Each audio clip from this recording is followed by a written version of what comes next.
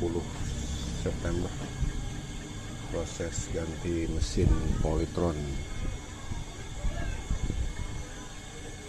barang orsinil, mesinnya hampir tinggi.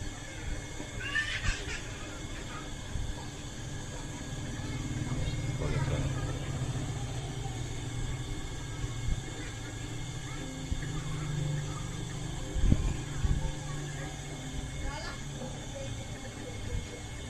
aktivitas lagi kawan,